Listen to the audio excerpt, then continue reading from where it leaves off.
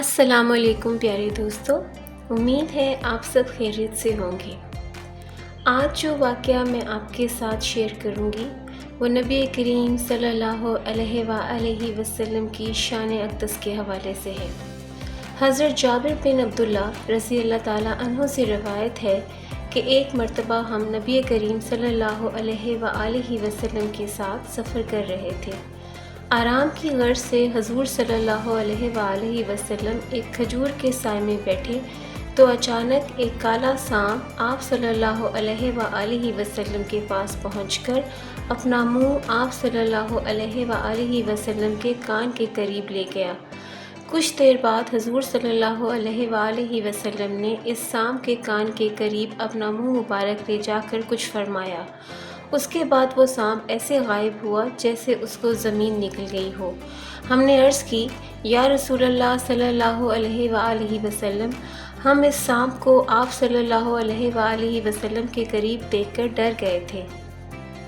آپ صلی اللہ علیہ وآلہ وسلم نے فرمایا کہ وہ جانور نہیں بلکہ جن تھا، فلاں سورت کی چند آیات بھول گیا تھا، انہی آیات کی تحقیق کے لیے جنات نے اسے بھیجا تھا، تم لوگ موجود تھے اس لیے وہ سانپ کی شکل میں آیا۔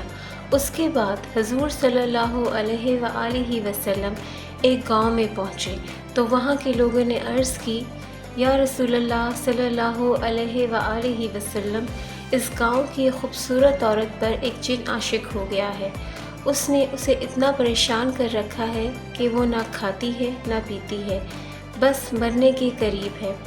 حضرت جابر رضی اللہ تعالیٰ عنہ فرماتے ہیں کہ اس عورت کو میں نے بھی دیکھا ہے، وہ ایسی تھی جیسے چاند کا ٹکڑا۔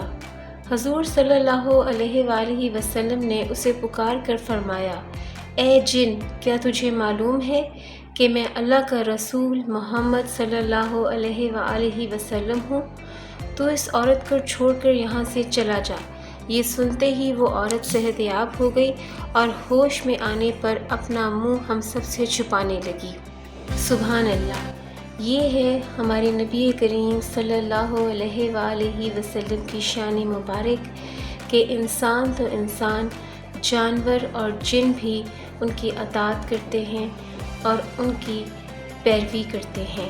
اللہ تعالی ہم سب کو بھی نبی کریم صلی اللہ علیہ وآلہ وسلم کی سیرت مبارکہ پر چلنے کی توفیق عطا فرمائے۔ اس کے ساتھ ہی اجازت دیجیے، دوبارہ ملاقات ہوگی کسی خوبصورت واقعے کے ساتھ۔ چینل کو لائک اور سبسکرائب ضرور کیجیے گا۔ اپنا بہت سا خیال رکھیے گا اور دعاؤں میں یاد رکھیے گا۔ اللہ نگہبان۔